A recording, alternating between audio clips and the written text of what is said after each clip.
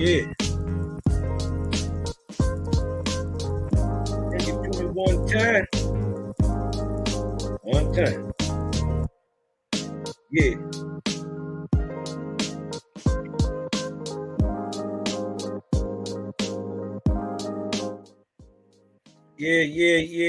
Yeah. That's right. We right back for another little quick Jehovah Chronicles. You dig what I'm talking about? This one ain't gonna be that long. Just wanted to hop on and keep this good energy train, that the faith is the creator gang is on. I kind of want to just keep this thing rolling, you know what I mean? Keep that good content coming. Keep everybody inspired with a higher light. It's your hostess with the mostest, burning like toasters. Cosmonian, man. I'm right back at it like I left something, you dig? Creator gang. Gang is in the house. Man, peace to the righteous gods and the Nirvanian goddesses. As always, your boy Cosmonian try to come in and bring some of that higher light, man. Shout out to everybody. You dig what I'm talking about? The big homie back up in this thing. You dig what I'm talking about? See who we got up in this. Hold on. They say turn up the mic. Hold on. Let me turn this down. Let me turn this down. Let me see. I'll turn this mic up a little bit. Okay. All right. If I can be heard, man, hit your boy with a vortex in the chat. If the mic sounding better, hit your boy with a vortex in the chat. You dig what I'm talking about, man? What y'all got going on, man? Let me see who up in this thing. Huh? Who up in this thing, man? Let's see who we got up in here. Sus up in here. Kizzy up in this thing. What's up, sis? What's the word? Honor and humility, STL in the house. Malachi Maccabee. Y'all go subscribe over there to my brother's channel. You dig what I'm talking about? He'll never let you down on any of the Owasby neither. You dig what I'm talking about? But the boy got a real serious breakdown with that Bible. Yeah, y'all was listening to Paul. You dig what I'm talking about? Y'all might want to take a look at my brother Malachi Maccabee. Who else will be in here? Basil, shining like a brand new Basil. That's my boy Basil up in the house. It's the bruh. Who else up in this thing? The Cali Connect himself. You dig what I'm talking about? That's the Cali Connect right there. That's Dreadful Cosma. He be cutting them so bad in the chat, they be thinking he me. They always, we know that's you, Cosma. Come on, hit the line. He got the wrong nigga. That's right, man. Peace to the righteous gods, man. Who else up in this thing? Yo, Sir Yogurt. Dear good sir, my good friend Yogurt.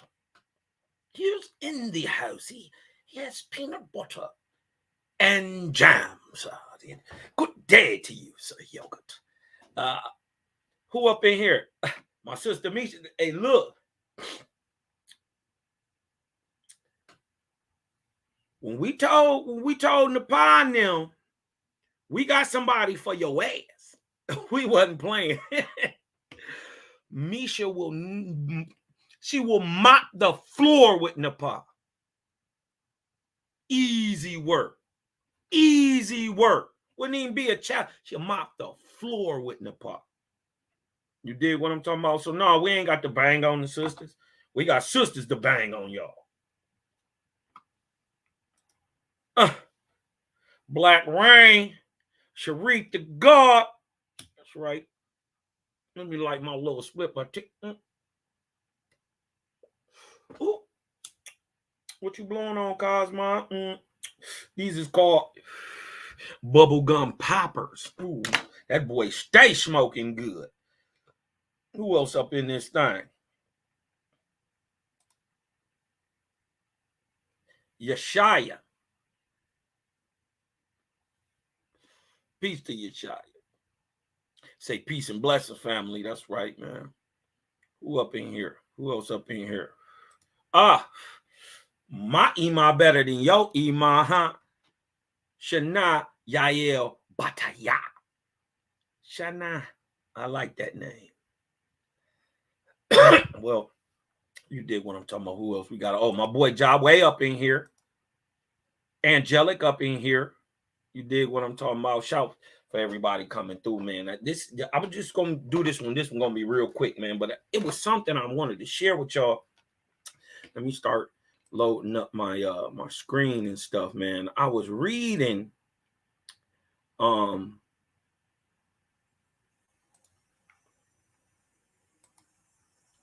in this book called let me get back up to it. Let me show y'all. Discovering the Mysteries of Ancient America, the Lost History and Legends Unearthed and Explored, right? Can everybody see that? Hold on. If y'all can see that, hit me with a one in the chat. Just making sure. Emerald City, Yafa's in the house. Emerald City in the house, man. Peace and blessings to all y'all, man. Love and light, man. Nothing but balance. Cosmonian in this Cosmonian era. You dig what I'm talking about? Nothing but balance. Love and light. You dig what I'm talking about? Shout out to y'all for coming through. Okay, I see the ones coming through. Everybody saying that they can see it, right? This is the ancient America, right? Discovering the mysteries of ancient America. Now, I want to go down to page 15 real quick, right? And this was right in the beginning, right? And this hit me, right?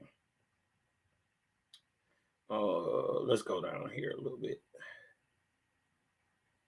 Okay, let's go down to chapter 1. This is chapter 1, right? Just want to get right into it, man. You dig what I'm talking about? If y'all ready, man, hit me with a vortex in the chat. Let me know y'all ready to get this thing popping, man, and rolling. Hit me with a vortex in the chat real quick. Let's go. Let's get it popping, man. Make sure everything can be seen. Everything looks good. All right. All right. I might need to blow it up just a little bit. Let me see. Just a tad. Okay. This is chapter 1 of Discovering the Mysteries of Ancient America, Bucking the Archaeological Establishment. Now, let's get into it real quick.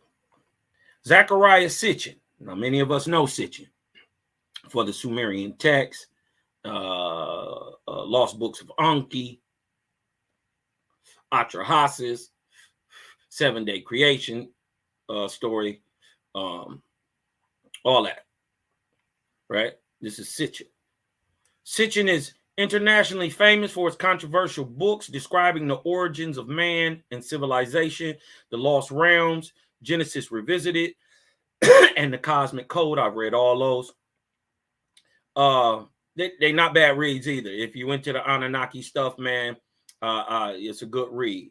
But all of it was, in the end of the day, what I'm finding is all of it tied to the truth being revealed in Owaspy, and we're going to show that today. The Cosmic Codes are read in translated editions around the world, and he has appeared in numerous television documentaries dealing with alternative science. He was born in Russia. Mr. Sitchin was raised in Palestine, and he graduated from the University of London with a degree in economic history. This boy been moving around. He worked for years as a journalist and editor in Israel before settling in New York, right? In an article for the April 2001 issue of Ancient American, Zecharia Sitchin showed that civilization in our continent is 15 centuries older than believed. Well, actually, it's more than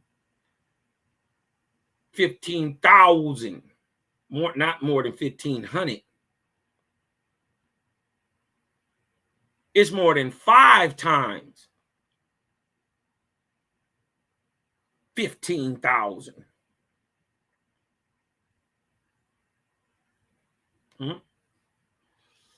It's more than 50 times 15,000. It's more than 5 times. More than 5 times 15,000. More than 50 times 1,500. This more profound antiquity places prehistoric America, look, squarely within the contemporary rise of high culture in the Nile Valley and Mesopotamia, where Egyptian and Sumerian civilizations did indeed share some provocative similarities with ancient Mexico. Now, once you understand that the Ainu, the so-called Jarara, the Naga, the Twa, and in America, the Maya, are all the same people. They're all little people, right? Who got off a group of ships after the sinking of a continent, right? All at the same time, all in these areas, right? All in Africa, right? Because whether it's the Nile, Mesopotamia, Egypt, or Sumer, they're all in Africa. So let's not get that mixed up. So they didn't really go nowhere when they said Nile Valley, Mesopotamia, Egypt, and Sumer. They're all in the same place, right in Northeast Africa. All right.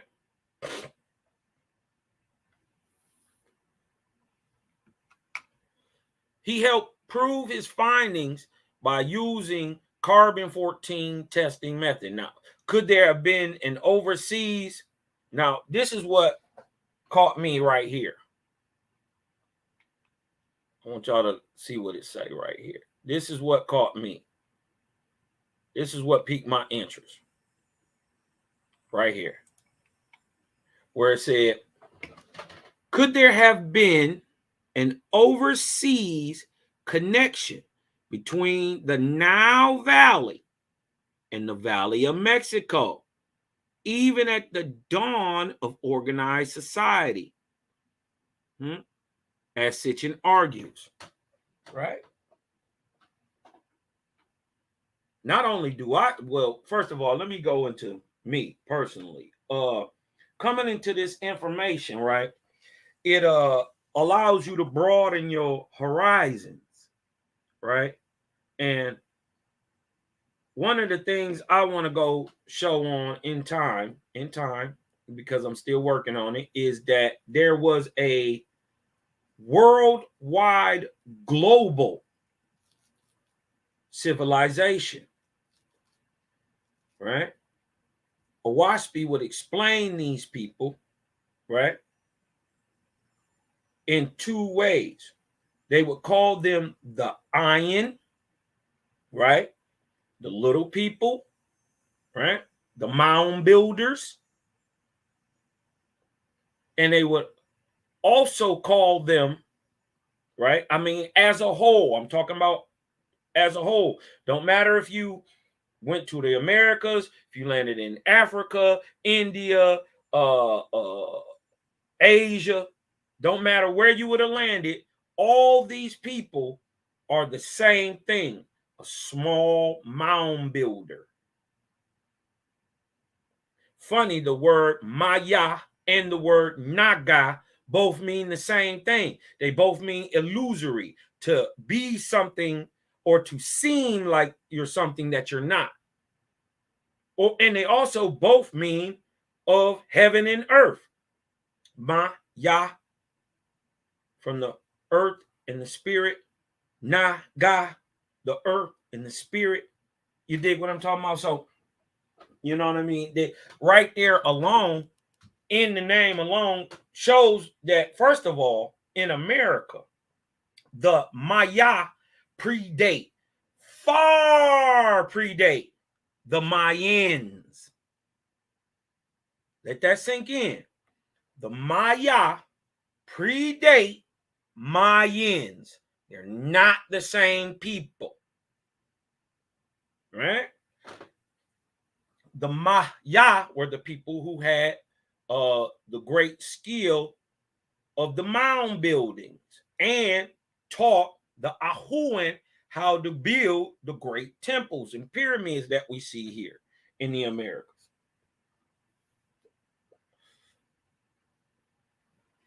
Right? So the question is asked, right? The question is asked, could there have been an overseas connection between the Nile Valley and the Valley of Mexico? Right? Owaspi says, yes. Owaspi says, yes.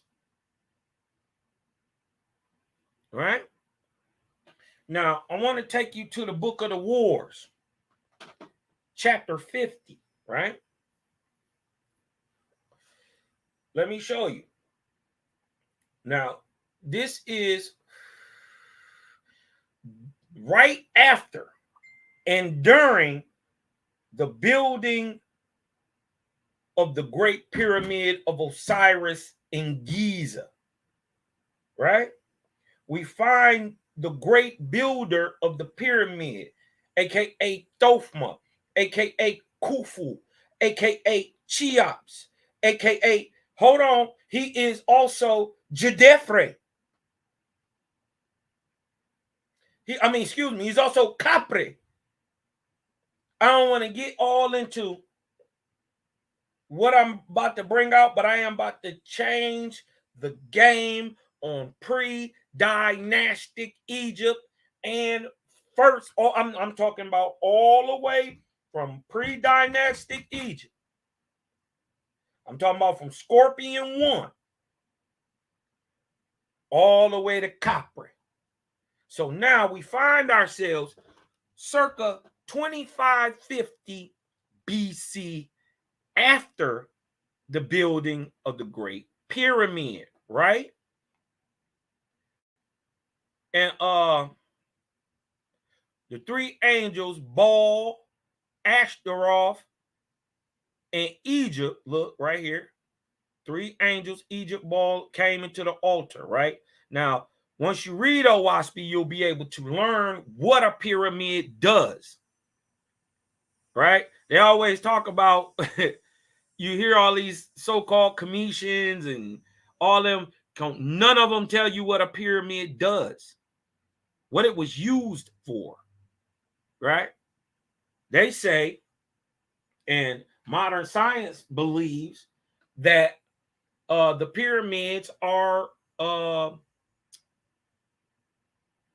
burial temples, right? They said that therefore the burials of the kings, right? Wrong. Funny, if this is a king's burial, and I'm talking about not just in Osiris, I'm talking about none of the pyramids. They've never found a body in them, period. Not only have they never found a body, there is no inscriptions on the insides of the pyramids at all.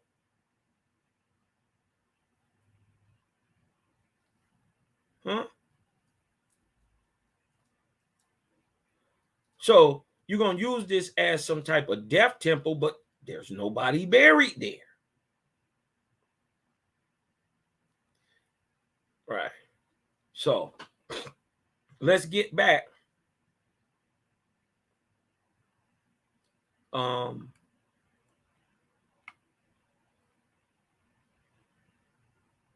This is about the see, when you really get off into this history, you dig what I'm talking about, and into this primary source of this information that Owaspy is bringing out. You dig what I'm talking about? You learn that there's a whole bunch with the pyramid that we missing, that we don't even see, right? Did you know for a fact, or did you know in any way, that there were observatories built on the pyramid? Did y'all know that?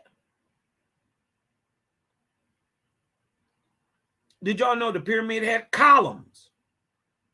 Watch this. Watch this.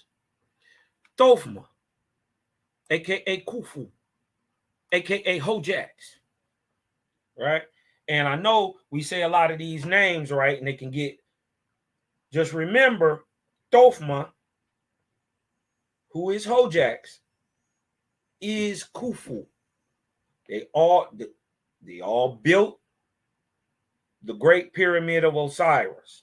It's the same man, using different honorific titles over different times in his life, right? But we'll get into that. That's a whole nother thing, right? But I just want to show you that there were observatories in the pyramid that we don't even see anymore. They're not objective. You can't see them. If you didn't know this stuff was here, you wouldn't even know what to look for. Watch this. Thofma, Khufu, built the column to the east line of the slat, 7 lengths. And when you say 7 lengths, that's 7 lengths of an average man. And the height was 36 lengths. Of wood and stone, he built it with an opening from the bottom to the top, and the width of the opening was 6 lengths. In its walls was a winding stairway. Where? And there were windows. Looking out to the east and the west and the north and the south, that the stars from every quarter could be observed. There's a lot we missing. Owaspy is filling in the dots now. On the summit of the column summit or the top of the column were dwelling places. What? There were dwelling places for the seers and mathematicians, with the places for the measuring instruments and lenses. Huh? That means they had magnifying glasses and what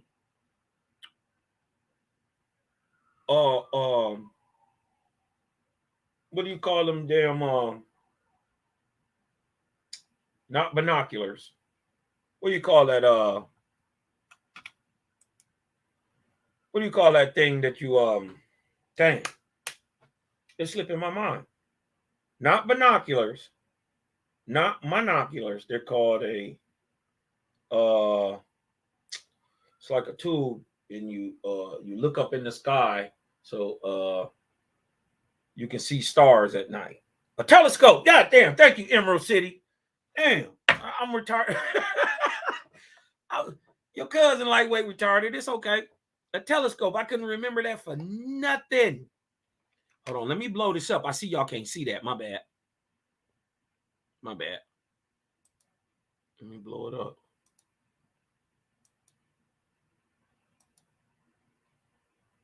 So, not only was there an observatory with dwelling places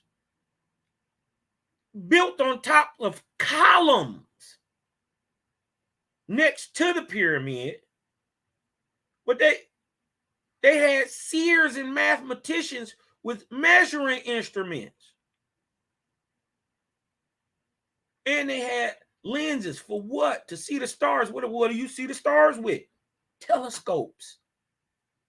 Now watch this. This is why when he asked the question, was there a worldwide civilization at one time? Now remember, this is smack dab in the middle of Egypt, right? 2550.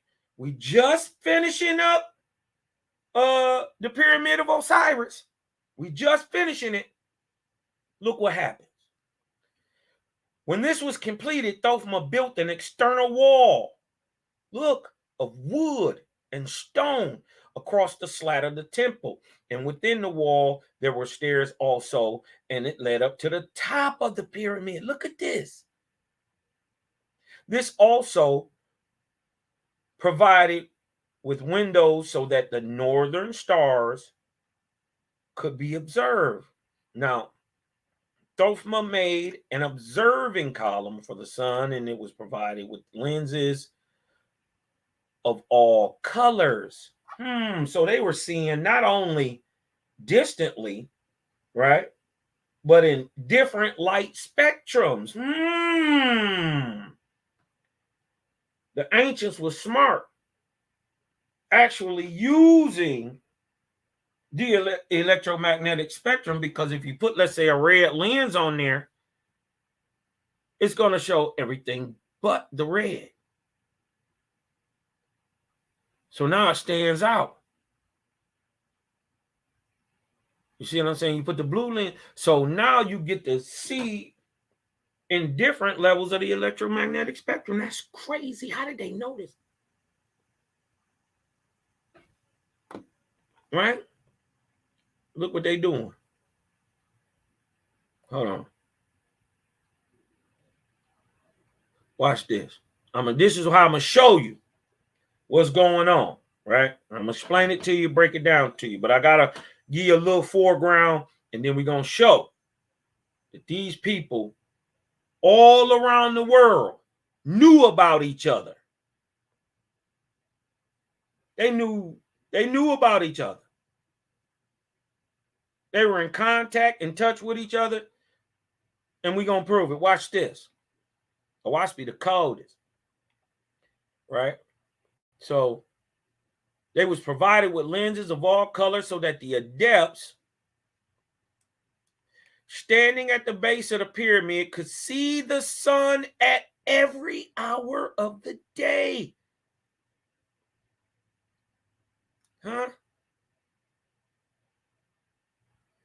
And distinguish the spots and their changes. A gowl, This is how you measure the height of a thing. You know what I mean? If you're trying to find the grade, right?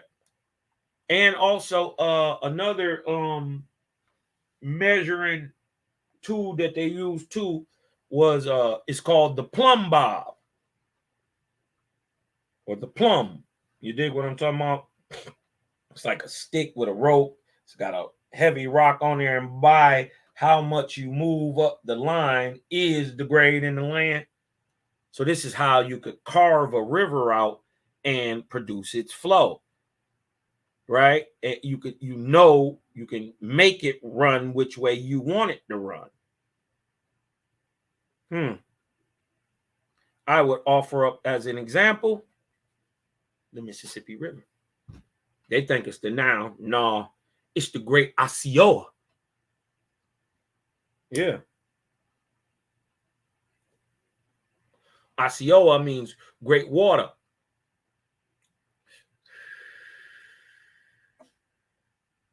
Where you think Osceola the man got his name from? From the river he was born by. A gowl was set within each of the angels' observation so that the position of the sun relative to the northern stars could be determined every day. These boys were super astrologically on point. Dig this. By using these two columns on side of the pyramids, therefore, Thothma and his mathematicians measured the sun moon, and stars as to their distances and sizes. This 2550 BC. Proven through the historical record, and what we found that this is true. The Egyptians had the mathematics measured for the sun, moon, and stars and their distances, because we get 93 million miles from the Egyptians. That's objective. Even the most unlearned commission to tell you that, but especially the most learned, they already had this mathematics 4,500 years ago.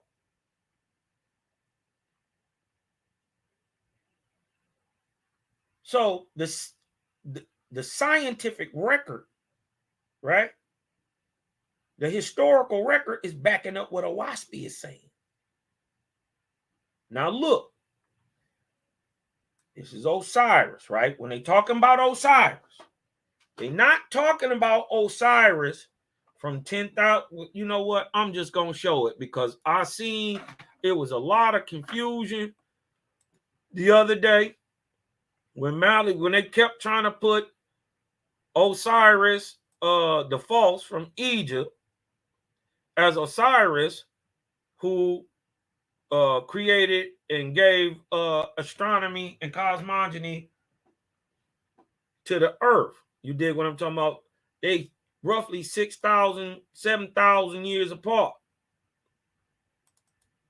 Two different guys. The Osiris of Egypt stole Jehovah's son, true God of the earth name, right? Because it was a name that was already many heard about. And he would have heard about it, right? I want to show y'all something. All right. Remember, we way down here in the 23rd arc cycle, we at 2550 BC. So we roughly halfway through here, right? This is a 2,400 year span of time called Spita. In between, in 3,100, roughly 800 years after this date, we see the founding of Egypt, worshiping of Osiris, right? So we know this is the time of Egypt. 3,100, Egypt start, right? Now, first of all, look at all this history. That's 23rd. Look at all this history y'all don't got. Y'all got from the 1st to the 22nd, right here, to the 22nd. Y'all don't know nothing about it.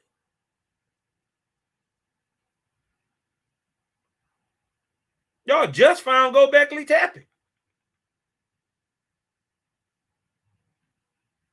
which also goes to prove what Owaspy is saying.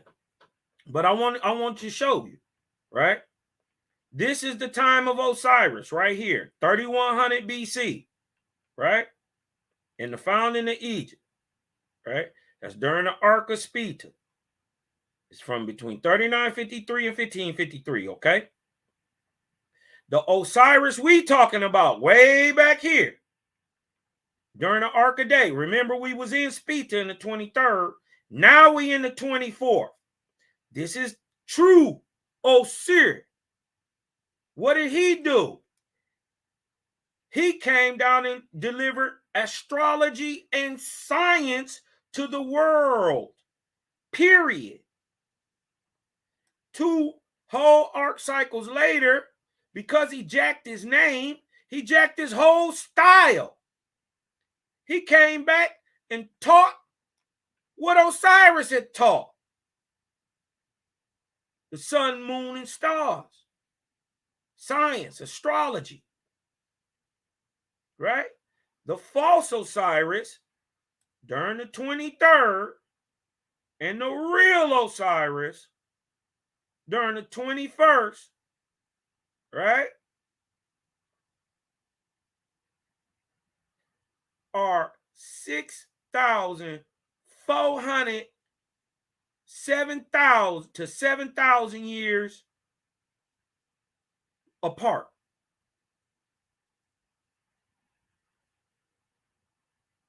Right?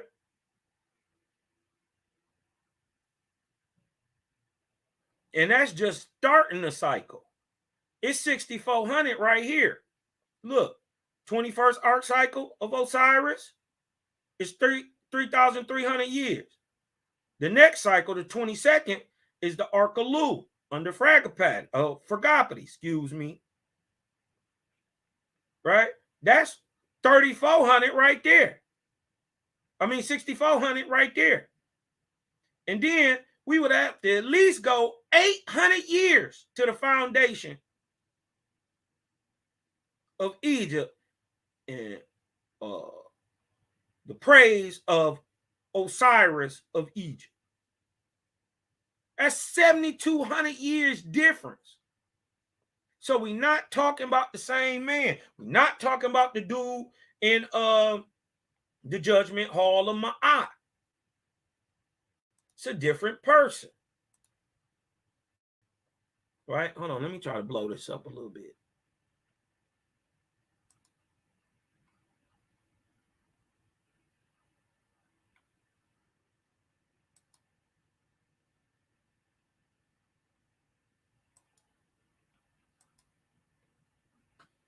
All right. Okay. That look a little better. That look a little better. Okay. So we are under no illusions, right?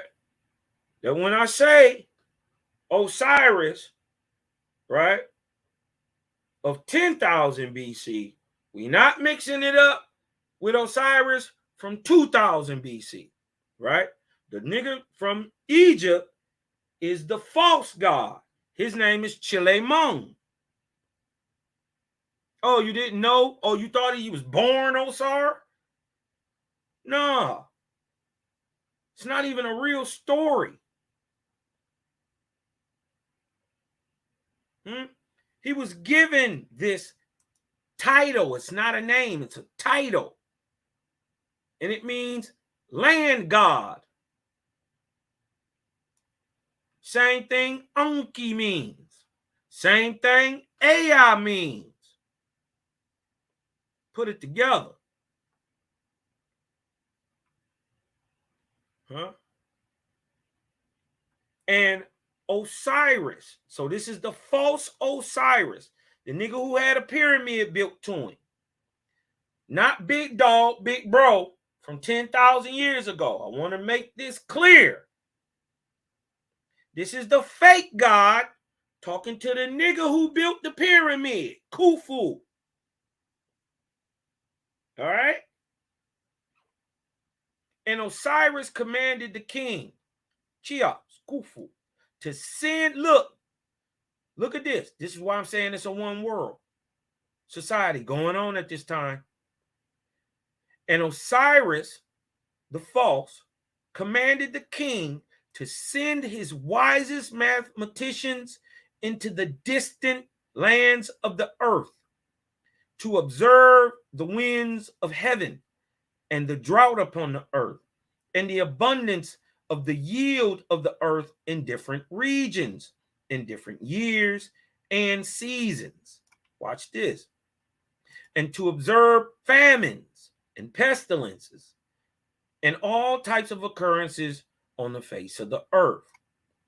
Now, he said to the king, who said to the king? Osiris the false said, when your mathematicians have returned to you with your accumulated wisdom, you or your successor shall examine the sun, stars, and moon and compare them to the things that the mathematicians shall relate.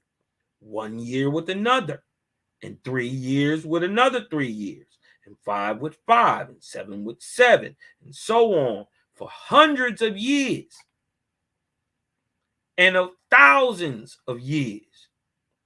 And when you have taken the term of 3,300 years and compared the sun, moons, and stars as relate to the occurrences of the earth, you shall have the key to prophecy.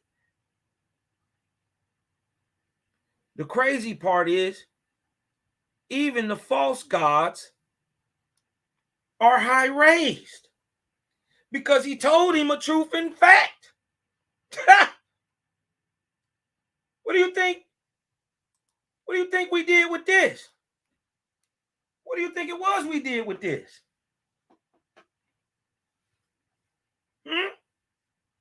This is a timetable of prophecy. What did the man say? And he is a man. Osiris is a man. Nobody to be praised. He told him a truth. When you have taken the term of 3,300 years and compared the sun, moon, and stars as relate to the occurrences of the earth for their 3,300 years, you shall have the key to prophecy for 3,300 years ahead.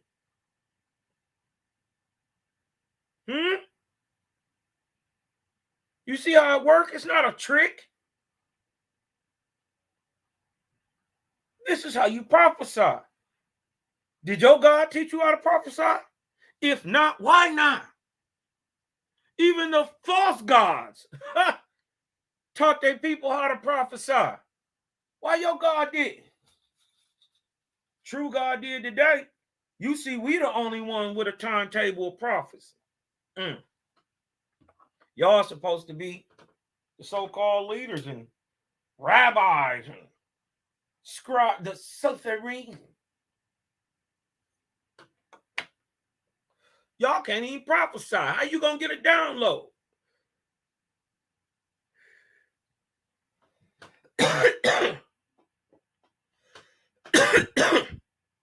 They don't understand what's going on. They still in spooky mode with a sky daddy who pointing and making things and condemning people. Don't you know Deuteronomy, what is it, 68 and 28, or is it 28 and 68? Do you know that that is absolute proof that the biblical God is the author of the slavery in America to black people, and he is the author of black on black crime back in the time of the tribes, the 12 tribes, and he is the same author of black on black crime today. Why? Because he is the God who cursed us. And you trying to tell us we crazy for actually seeing this?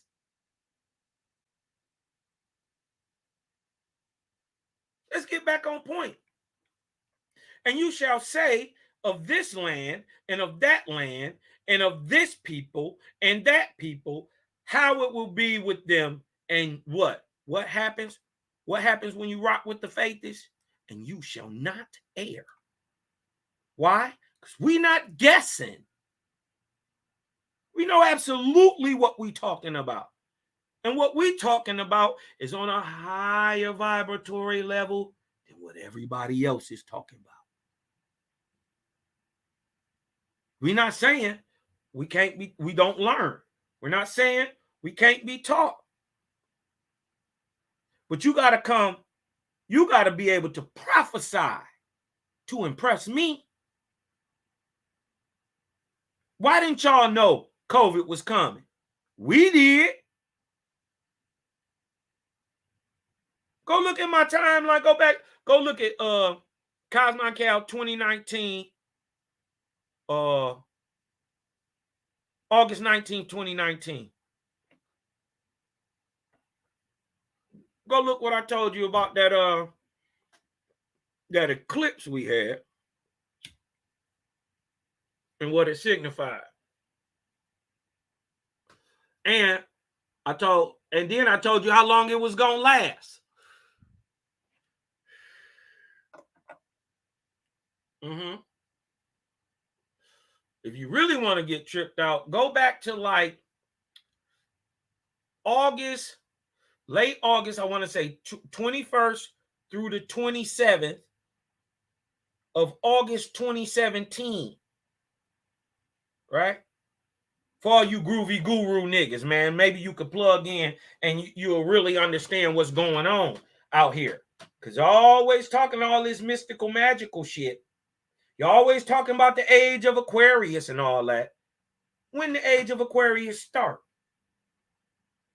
Maybe you should go check that page.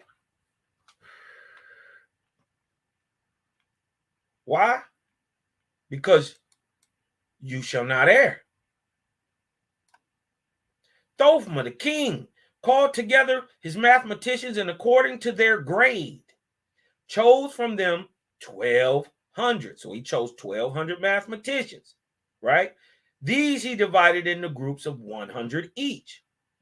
So he got 12 groups of 100 people, and he gave them a sufficient number of attendants, and he sent them towards all sides of the world, allotting to them 16 years each for observation according to the commandments. So he sent his mathematicians, 12 groups, right? With 100 mathematicians in each one and their attendants towards all sides of the planet, allotting to them 16 years, right? To observe what was going on and all this. And watch this. Watch this. Now, remember, they got the knowledge of the stars and all that. They got all the instruments in Egypt and everything everything Egypt got, right? All the knowledge of the stars and everything. Pyramid, they got. Watch this. Remember. And they took with them all kinds of instruments to measure with, right? These talk about the Egyptian mathematicians. Besides scribes, to make the records of those matters that came before them. And they went throughout Arabia, which is what we would call today continental Africa and the Middle East. It's all the same continent. The whole Middle East, all the way to the subduction zone, which is what we would call Turkey today, right? Is where the African continental plate touches Turkey, which touches the European plate. Yeah. That whole area in Turkey is what you going towards Greece, going west towards Greece, is what they call a subduction zone. It's a high earthquake area because there's two continental shelves right there, but a smaller one in the middle that gets jostled. And if you remember, earlier this year they had two earthquakes in Turkey, bad ones in Turkey. I think I want to say in February sometime or something like that. But look, they got all these instruments and scribes and stuff with them. Now watch this. And they went all throughout the Middle East. This is where you get the word Arab from. Arabia is the name of all of continental Africa and the Middle East. From the Zagros Mountains west is Arabia. And even anciently, I would say, and today too, the African continental part, the other side of it is just under the Mediterranean. I'm saying the Apennine Mountains above Italy and all that shit is where the continental forces actually meet. And everywhere, mind you, everywhere continental shelves meet, what happens? Mountain ranges are created.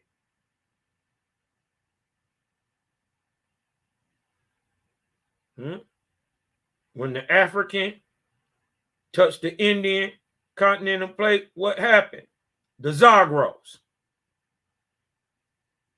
When the Indian plate touched the Asian plate, you dig what I'm talking about? Mushed back by the African plate. What happens? The Himalayas. And where those three compacted regions are, which is what we call Persia, right? Is the most mountains in the world and the tallest. It's simple. Right? But look, they went through everywhere in Africa, everywhere in ancient India, Japheth, which is Russia and China. Russia and China is Japhet. Parsi, Persia, right? Which is the lands. Hold on, let me pull up a map. 1 second, y'all. Let me pull up a map of the world. Map of...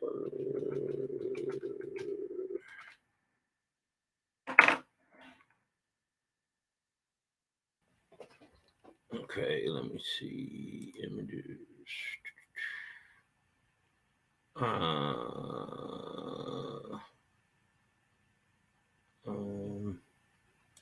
Let me see what this one looked like. Nope. Okay. I just want a good one that everybody can see. Okay. Let me see. See if this was a good one. Okay. This should work. Let me see. All right. Now, where are we going, Cosma? It said from Erebinia to Vindu, ancient India, Japhet, Parsi, Persia, Helest, and Europa, or Europa, Europe. Watch this. So let me get back to, okay, I'm still sharing the map. Okay, let me go back. So we're going to go to Erebinia, Africa and the Middle East, India and the Southeast Islands, Russia, or I wouldn't say all Russia. I would say Siberia, Mongolia, and China, all that. Half of Russia and China is Japhet. Persia is the land in between the three great lands of Africa, India, and Asia. Hellas is Turkey up to Russia, Rus, back down towards Spain. Europe in itself is the Western nations. And let me show you. Let me share this tab. Let me see if I can blow this up just a little bit.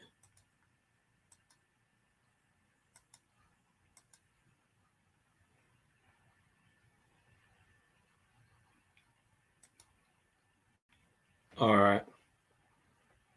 Let me see. Nope. Okay. Now, right here. See this land? See from Turkey on down through Saudi Arabia, all the way down in Yemen, all from South Africa, all over here, right? All the way up to Turkey. And if you drain this is what I'm saying. If you drain the Mediterranean, this shit touch. And guess what's up here in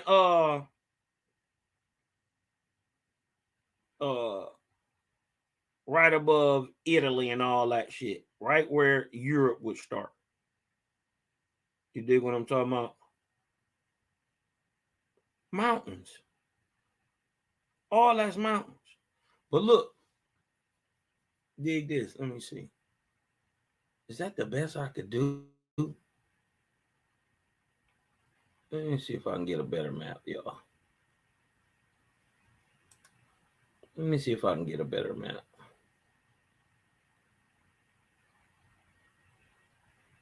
You know what? I don't want to waste no time. Right here is all Arabia. Right?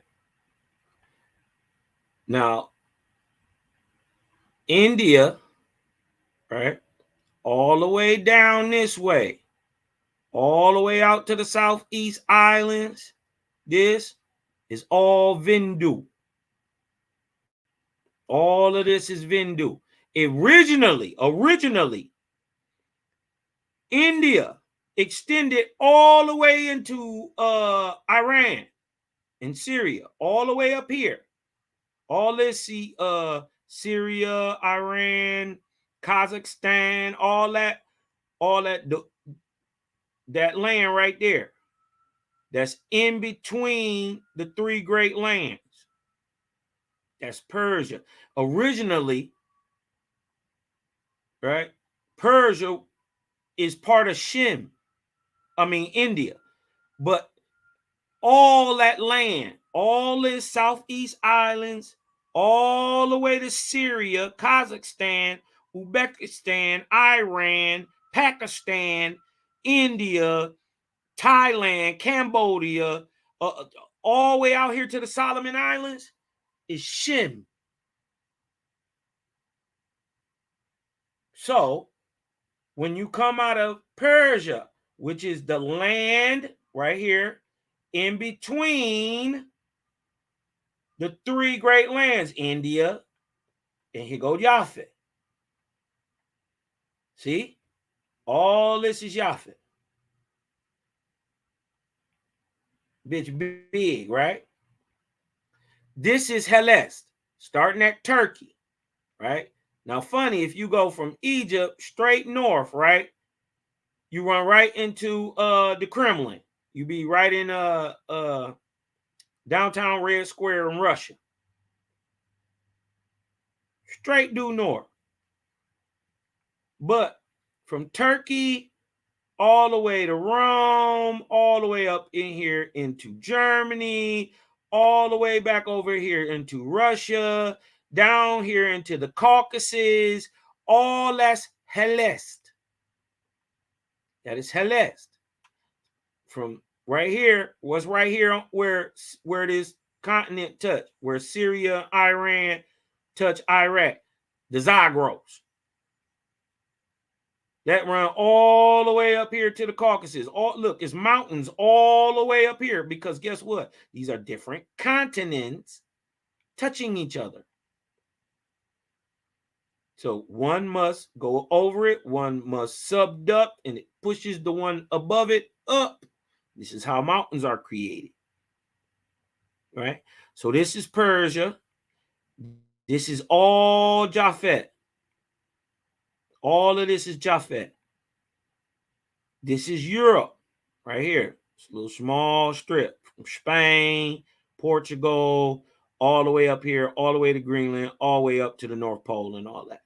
Siberian treks, Denmark, Iceland, Netherlands, Sweden, all that stuff. These is where your real Aboriginal Europeans come from. Yep, I said it. Now, look over here. Look at this area. What they call America today is anciently called Guatemala. Guatemala. Right? We come from a continent sunken in the Pacific. Guess what? We went due east. Guess what is right there? Guatemala. Guatemala means the four tribes. Guatemala means the land of the four tribes. Right? Boom. So let's get back to it. So look, we showing that they didn't connect it up in all these places. In Africa, India, Asia, Persia, Hellas, where the Hellenic dynasties come from, and then farther west to Europe. And look what it say. Even across the Western Sea or the Atlantic and to the southern extreme of Arabia. I ain't got to tell you again, that's Africa, do it. Cosmon don't be lying. The southern extreme of Arabia, Africa. So they went across the Western Sea, right? The Western Sea is the Atlantic, so you had to come to the Americas. You came up out of here, so you probably you had to ride the Ocean Gyre. So you landed right in Mesoamerica. Exactly where everybody else did. You had to come down here, right? Come down south, come down more southern. Mind you, they're not that close. Come down more southern, shoot right back up, because you can only ride the Atlantic Gyre. You dig what I'm talking about? Ain't no paddling this. You ain't got enough oars. You got to use the wind and ride the Ocean Gyre, right? And it runs clockwise in the North Atlantic. So it goes from the Caribbean up around to Europe, down around Africa, white rice coast, all that, Senegal, Liberia, all this stuff down here, and it shoots back around like that. And this one goes clockwise. Down here, this one goes counterclockwise. Right. Okay. Just so you know. So ain't no whole bunch of just no crossing. You ain't no average jack crossing here. You got a whole bunch of knowledge and seafaring ability with a ship. You got to have a ship. You ain't about to get cross here just no rinky dink dink. You got to have a real ship. You dig what I'm talking about? It ain't got to be the biggest in the world. They got over here in the Nina and the Pinta and the Santa Maria, but them things weigh tons. Just trying to stay floated in the Atlantic. You got to be massive and be dispersing water to stay above the wave rate, because it'll just sink you. You know what I mean? The waves come back so quick and so high. You did what I'm talking about, that by the time you riding up another one, it's crashing up over you. You done. So these people ain't no joke. Shout out to the ancient Cometians, man.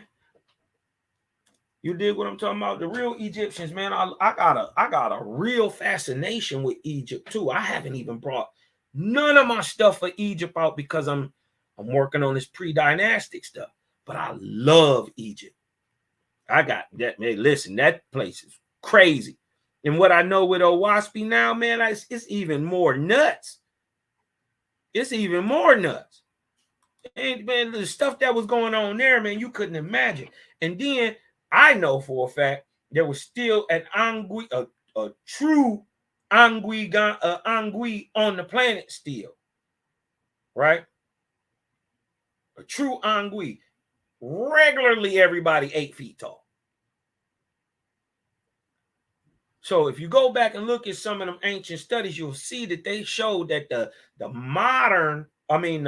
average Egyptian was much, much taller than we are today. Like the average Egyptian would have averaged something like, if I'm not mistaken, the average was like 6'4". That's the average, right? We average today about 6 foot as a man, about what, 5'6" as a woman.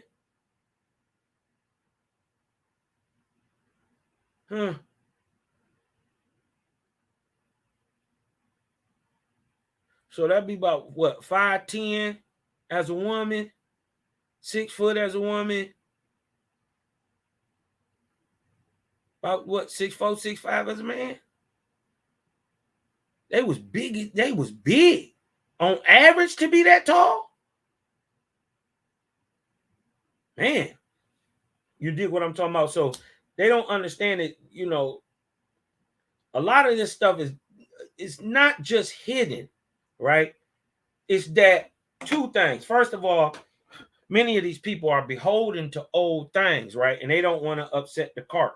And many times, if they do upset the cart, they lose their whole tenures and everything. You dig what I'm talking about? They can lose their livelihoods, man. You dig what I'm talking about? So coming out just rocking the boat with information that they have, but it doesn't fit the timeline, right? And it doesn't fit the narrative. So just like the gods would kill off people who would bring about these great innovations. You dig what I'm talking about? Like when they was telling us thousands and thousands and thousands of years ago. Because as you see, right, Thothma and them knew the world was a globe. They knew that. So who dumbed us down and who was pushing that Earth-centric model?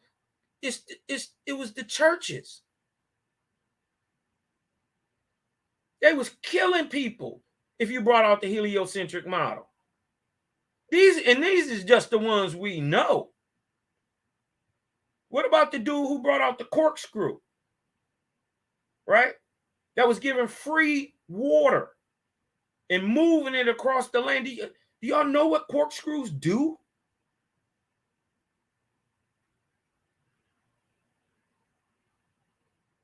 Don't dare toot your lips up out of faith. We got too much going on over here. Look, into the great kingdoms of the interior of Africa and to the north of Helest, right? Persia and Japheth, to the regions of everlasting snow. Cosma, how do you know this shit? Because I ain't guessing. To the north of Japheth is what? Regions of snow. To the north of Persia, regions of snow. To the north of Hellas, regions of snow.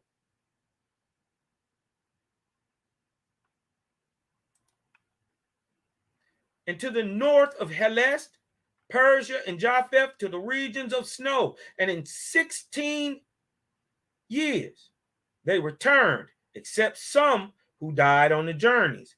And most wonderful, listen, most wonderful was the knowledge that these mathematicians gained. In some countries, they found philosophers who had the knowledge required even at the tips of their tongues. They didn't have to go deep, so they would have had a knowledge even greater than Egypt's.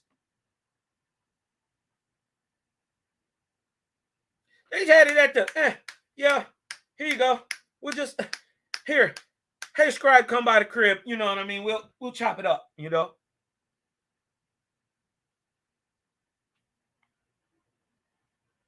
He said in some of the countries, they found philosophers who had the knowledge of 16-year cycles. Really the old and a half old. Y'all ain't hip. But for shout out to the creative gang, you dig what I'm talking about? We breaking this information down. They don't know why the 16 years. Because see, if I can judge for the 16 years, one way, I can judge the back end for the finish. So guess what happens in 16 and a half years? You at an old and a half.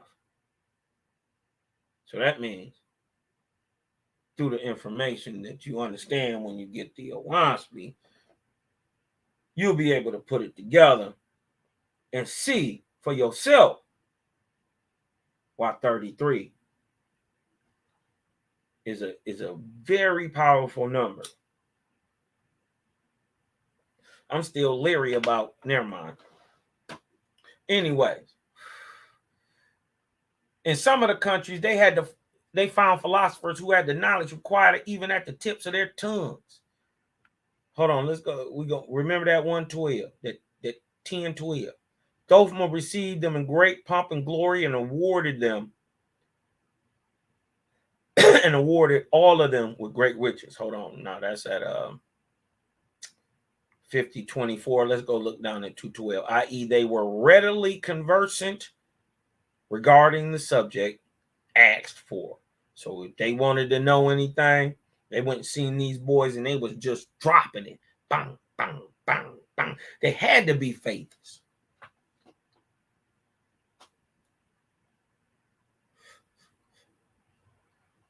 Why? Why do we know that?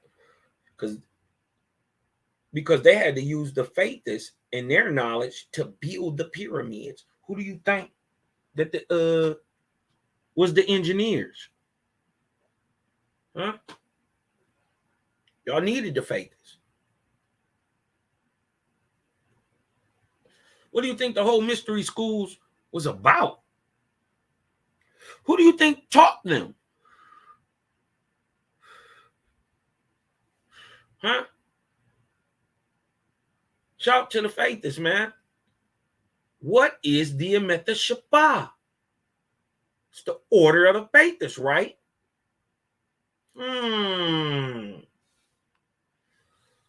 What order were they teaching? I'll give you a hint. The very first, lowest, most common understanding that you can get is called Masonry.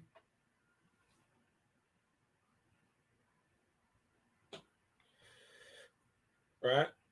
And Thothma had these things rewritten and condensed into books, and he named them books of great learning, and they were deposited within the southern chamber of the pyramid where harm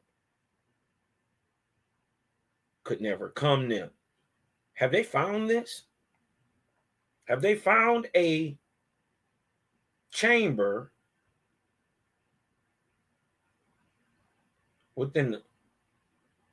deposited within the south chamber of the pyramid? That's interesting. South as in south under the ground of the pyramid, or south as in south, let's say down from the king's chamber. Because if it's the king's chamber, then they talking about the queen's chamber. But if they talking about the south chamber, they could be talking about that big old chamber that's down at the bottom. They got that big they thought it was a coffin. It's like a carved diorite. It looks like a coffin, but it's massive. It's like 30 tons. But it's under the pyramid.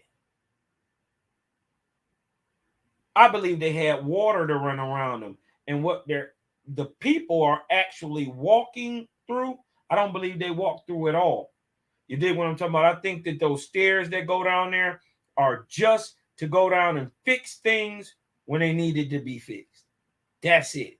They stop the water, go down there, do whatever they do, come back upstairs. But other than that, that tube or that shaft was constantly filled with vortexian-laced water.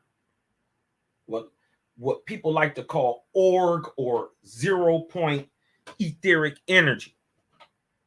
Y'all gonna catch on. Y'all gonna, yeah, and then listen, if this understanding is going on in Egypt, why wouldn't it with the colonies that we know they dealt with? Let's just say like that's far away, but we know Egypt dealt with India, right? That's not even a question. You know what I mean? So if India had Egypt had the technology, India would have had the technology.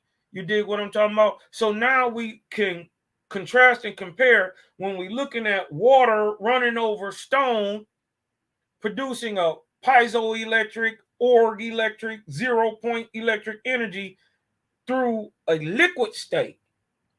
Can we see a comparison to it in, let's say, ancient India?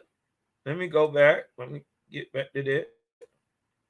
Can we see a comparison to water running over stone, producing a charge piezoelectrically?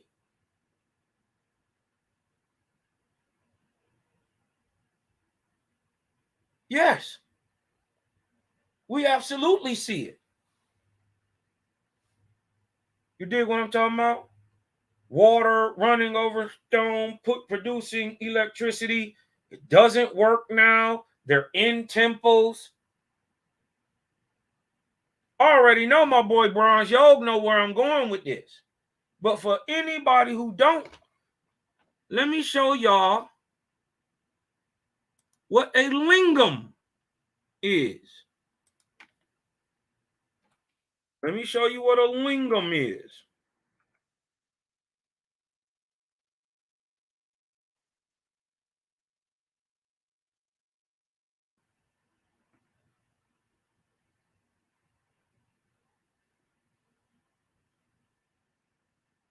Hold on, let me see. Okay. Let me see. Hold on. Let me see if I can get a better one. Images.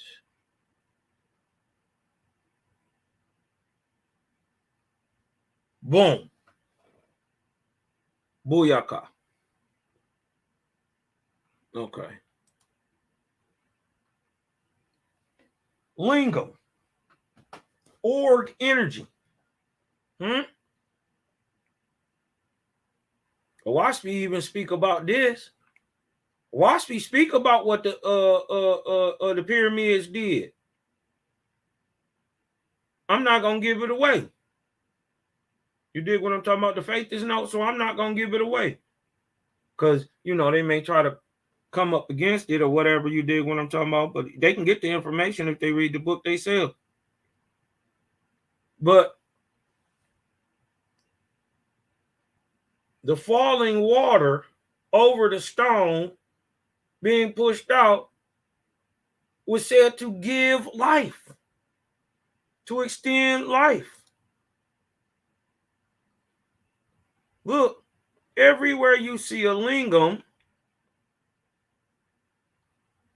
you see water. Right? This uses one of the great secrets of water.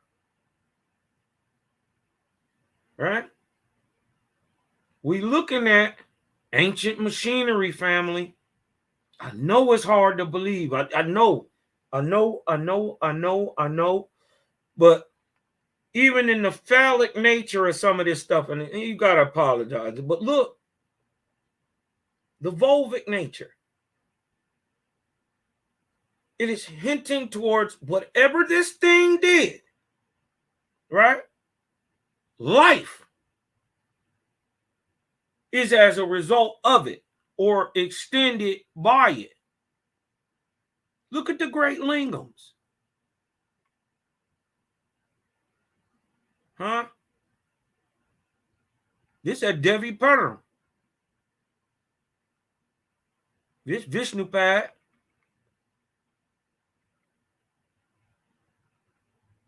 You dig what I'm talking about? Look at the waterware. How are they doing this? How are they doing this? You dig what I'm talking about? And then don't even let's not even get into any other structures in ancient Vindu.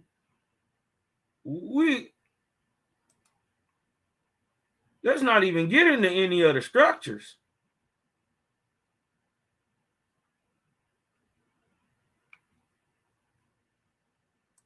The reason that the high sciences was in Egypt, also in Asia, also in India, and we find out also in the Americas, right?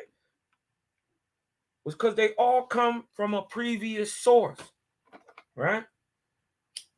Thousands of years later, disseminated to people like the Egyptians, people like the ancient Vedics, who descend from a people that they call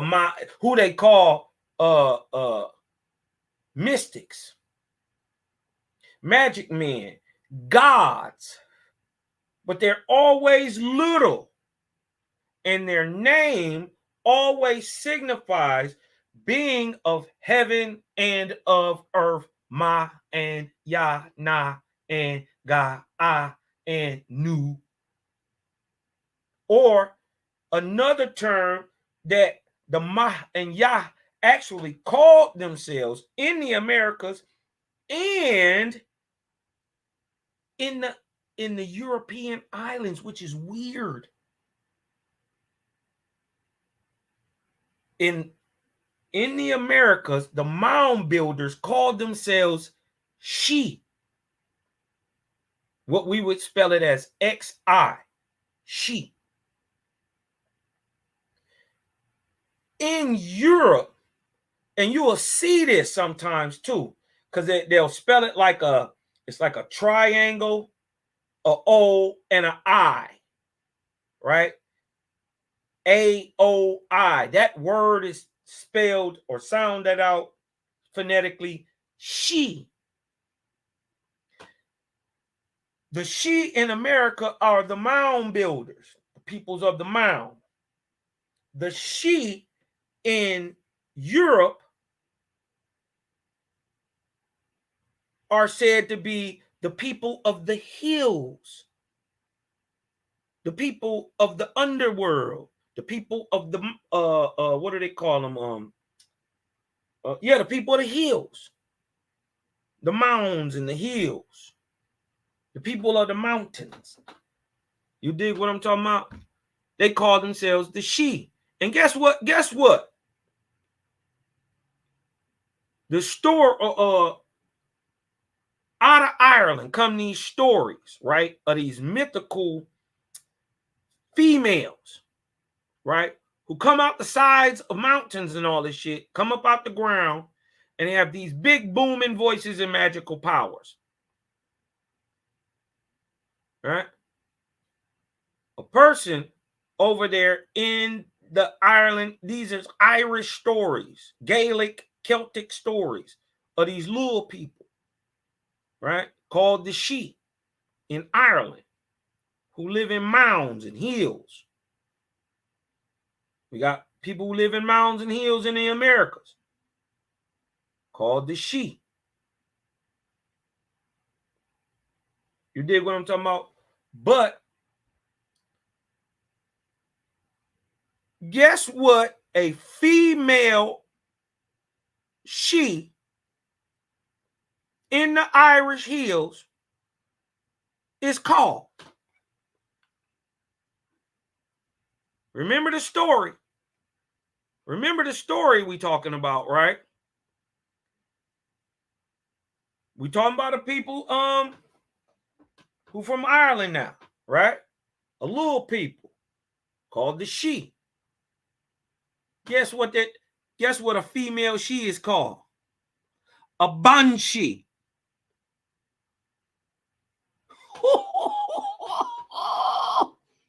A banshee, the stories of the banshees, little screaming women that come before death.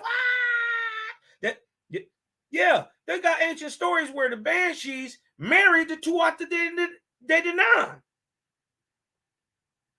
No, actually, no. Yes, yeah, that's right. The Tuatha De Danann warred against the she. And to stop the war, the banshees married the Tuatha De Danann. The women are called banshees because the women fought and they had these big booming voices. This is in the story.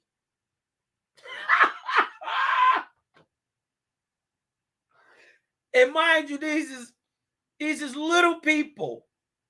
Even in the story, even in the ancient stories, they make sure they tell you that these is little people. Don't matter if it's a banshee or whatever you want to call it. This is the she, and they little, and they literally live in the ground. She means people of the hills. Funny that we got a people over here that's little, living in mounds, called the she. All right, let me see. So we done ran off on a tangent, man. You got Brother Longwind talking over here. And Thothma made it a law that other mathematicians should travel over the same regions for another 16 years and make similar observations, and after them, yet other mathematicians to succeed them, and so on for 3,300 years. And accordingly, a new expedition started out. Now, during the absence of the first mathematicians, Thothma and his philosophers observed the sun, moon, and stars every day, and a record was made as to their places and movements, and as to the occurrences, and to the occurrences on the earth in the regions of Thothma's home kingdom, which is Egypt. And these observations were reduced to tablets and maps, and a second record made of them in the Persian language. Uh-oh. The kings even got Persian throne names. Uh-oh. Hold on, I want to blow y'all cap, because before I bring this stuff out, I'm gonna say some stuff that I don't care who try to doubt me. It don't matter what you say. Don't matter what you say. See this area right here? Starting at Iran, Pakistan, Uzbekistan, Kazakhstan, all Persia, right? Remember, this is Shem. Huh? So Shem, I'm saying all the Negroes, listen, not talking about Hamitic Africans. I'm talking about all the Negroes originally of the East come out of Persia. Just like you a nigga in America, right? They call us Indians, right? Or we Indians, they call us niggas. The ancient Persians are niggas of the East. This is why they say Ham, Africa, is the progenitor of the dark races except the Negro. Why? Because the Negro comes out of Shem. How do we go on to prove this comes out of Shem? Because shit, not only do the Persian Phoenicians who migrated over here to Canaan, the Phoenicians are Persian. Uh-oh. They're not Canaanitish. They're not Hamitic. They're Persian who moved and migrated west. Not only do they come out of this Persian Negroidal stock. But guess who else? Abram is birthed here. How do we know? That Abram was birthed in Iran. How do we know? What is Abram's father's name? Terah. His father's name is Terah.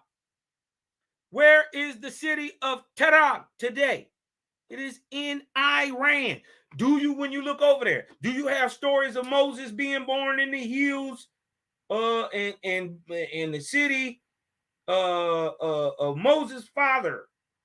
Yes, you have them stories. Do we have stories of Abram's brother? Do we have stories of Abram's brother moving to Haran?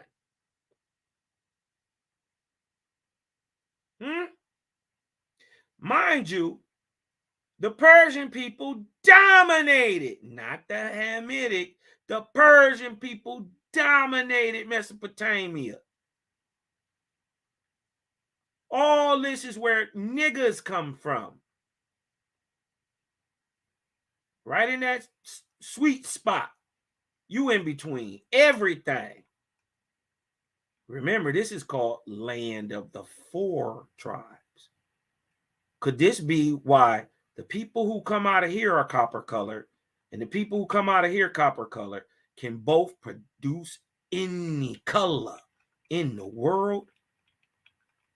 And the crazy part is, y'all wouldn't know. It's black people in Pakistan, bunches of black people in Syria and Iran. And then they warred against these people. And then you had Islam come against these people, war against these people too. Not only in jihad, but in they enslaved them.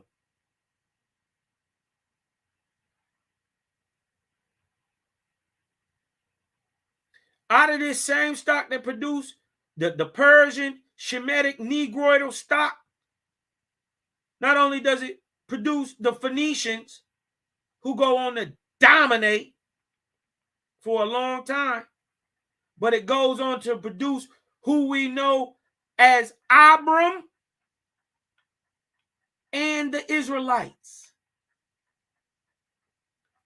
Owaspy got a 3,400 year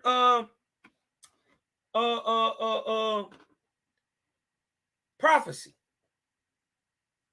that got revealed in 1849. Right? It's already a prophecy that got delivered circa about 3953 BC and got proven in 1849 when they found gold in the western coast of Gautama, aka America. And look it up, black men were the very first to find it. So-called black men, I hate that term, but we understand who we're talking about. But there's also a 3,500 year old prophecy that was completed already. Why do you think we even remember the 49ers? Huh? Why do you think so many people moved out west and your people went out west?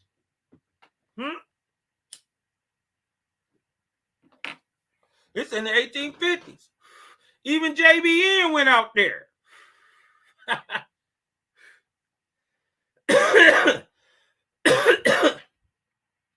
Now look at this.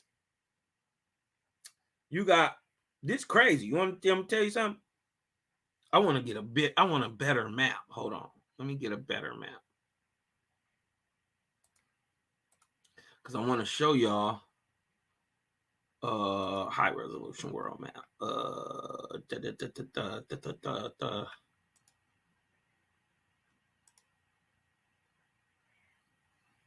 Okay. All right. All right. This is much better. It's much better. It's much better. Hold on.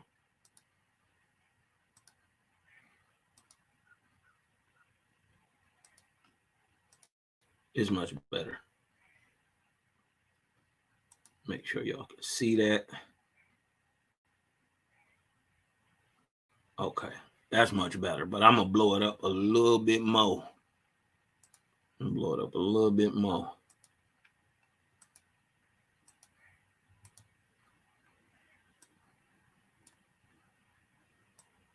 All right.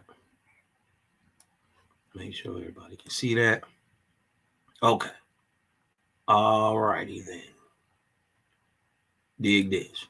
There's a 3,400 years. Now look right here in Iran, right? Right up here. Right before it turned into Armenia and all that shit. This is all Iran. You dig what I'm talking about? In Iran is a city named after the father of Abram, named Terah. In the story of Owaspi, right? After he leaves his father and go on his little journey, right? One of the places he leads to is beyond a desert. He walks to the other side of a desert, right? Right here in Iran, right? He go to a desert, right here. Right, there's a desert right there. In Owaspi, they tell you that desert is called Haud Lutz. Haud Lutz. Right? And that's where, before he ever even went into Ham, which is all this, the Middle East is Ham too, right? Turkey starts the Hellenic dynasties. All this is Hellas. All this Hellas. All this is Hellas. Greece, Italy, all this right here. Germany, Poland, Belarus, Estonia, all this right here. All this right here is Persia. This is where niggas come from. Pakistan, Afghanistan, Turkmenistan. I'm talking about the Eastern nigga, who we would call today. They call him the Asiatic black man. Yeah, this is where the Asiatic black man come from. Right here in all the stands. Iran, Pakistan, Afghanistan, Turkmenistan, Tajikistan. This is where Negroes come from in the East. This is all Shem. Yep. There's a 3,400 year prophecy that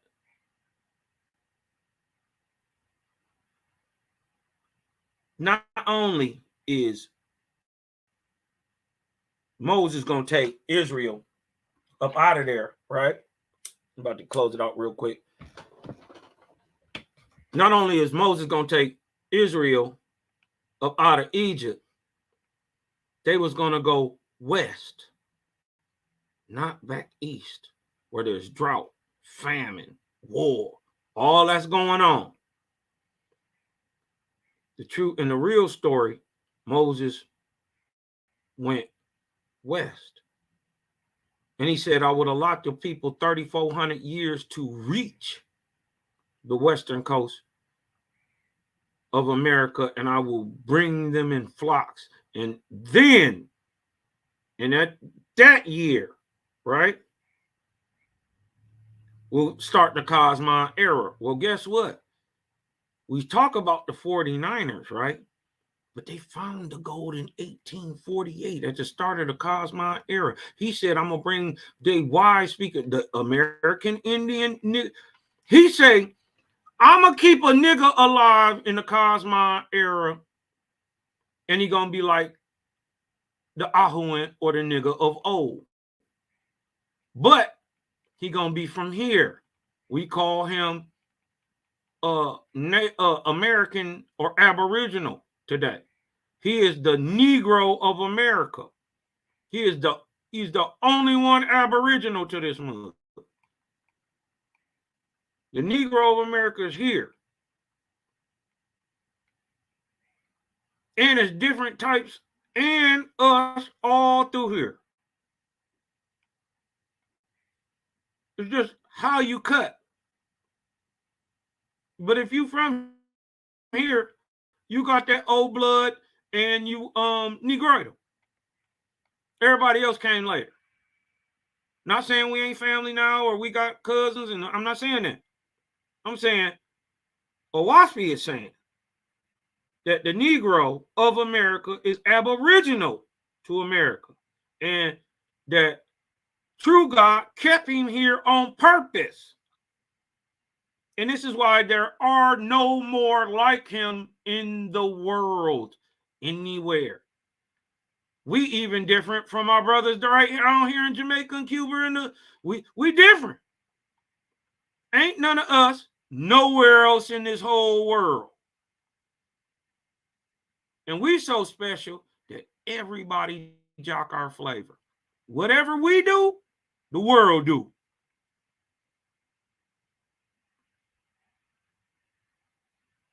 Did y'all know that? Creator said I was gonna keep these people, these copper-colored people with long, black, coarse hair. I'm gonna keep them here. Right? I made whole stocks of people out of these people. And now today, they're the most hated man in the world, and yet they jock us the most. We the most copied and the most despised.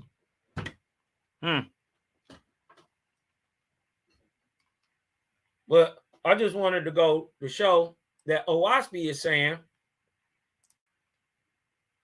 there is a worldwide, you dig what I'm talking about, civilization that was dealing with each other, and this is 4,500 years ago. Look, and these, watch this. I'm about to fuck you up because y'all thought Egyptian was the shit. Y'all thought they was the language of the high raised. No, it's the language of the commoner. Watch this. What did the real smart dudes of that other time speak? I'm talking about even the smart Egyptians. Just like today, the smartest people in the world all speak English. Don't matter where you from. You could be the greatest scientist from Germany. He speak English. Or his books are translated in English.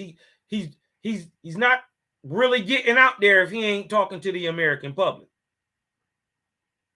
Because we're the dominant language in the world, Craig. And at the time of the great Egyptians, their language wasn't, but whose was. Watch this. And the observations were reduced to tablets and maps and a record made of them in the Persian language. In the Persian. Is it the Farsi? I think it could be a derivative. Yes. But we got pure Shemitic tongues over there that moved more east into Africa. Remember, y'all? Remember we Abram and them getting up out of there.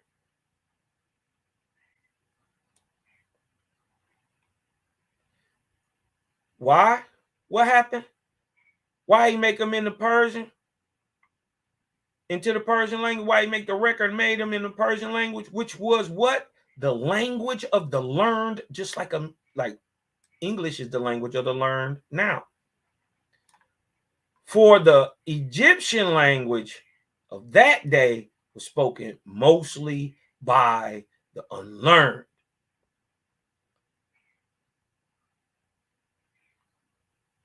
And was mixed with, and was mixed with what? Phoenician. A language of sounds. So we was just showing, man, that they got a lot of connections between each other. You dig what I'm saying? And Owaspy is backing that up. You dig what I'm talking about? The Amharic, Mariah, maybe Amharic. No, you got to understand. Moses spoke Abram. Let me show you what Abram spoke. Hold on.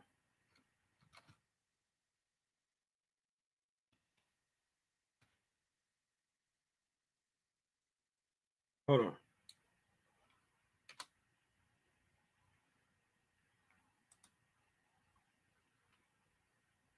Let me show you what Abram spoke. Let me share my screen. And this is what they call Sumerian, right? They call it Sumerian, right? But it is really Ahamic. I'll put it in the chat.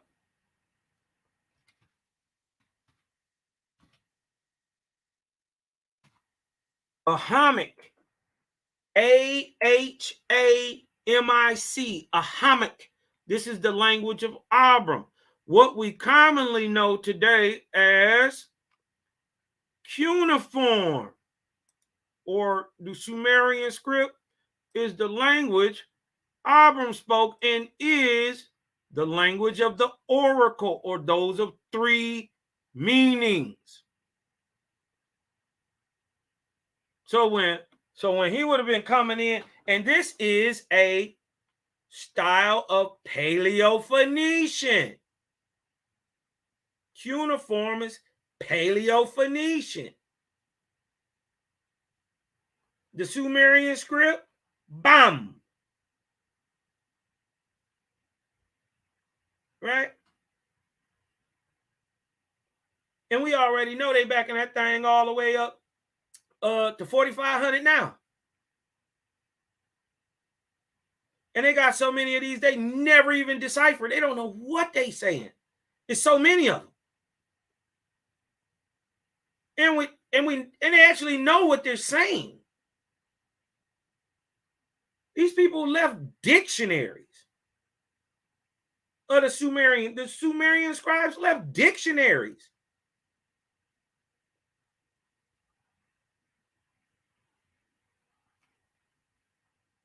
Look at this. Dinger. That's the word, dinger. God. Mountain. Let me show you. Look. The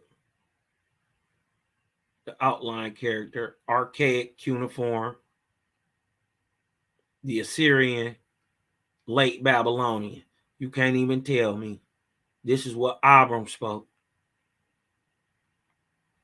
This 3,500. Abram predate this by 450 years. This 2,500. Look. This is what Abram would have spoke. The cuneiform, right?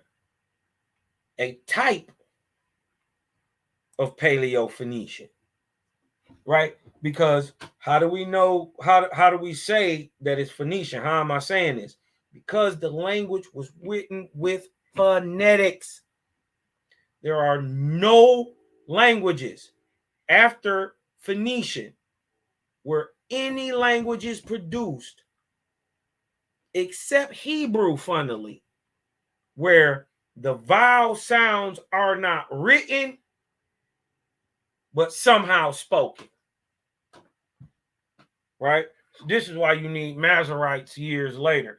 I'm saying the Hebrew was put on the Israelite, onto the Jewish Israelite people to hide Creator. This is why you got the YHWH, but you spell Creator EOIH. You put that in the middle of the YW and it spell Yahweh. They let our people astray, man. These false gods are some whole ass niggas, man. But look, I'm about to go get the short leggers, man. Cosmon, I'm out this thing, man. I'll holler.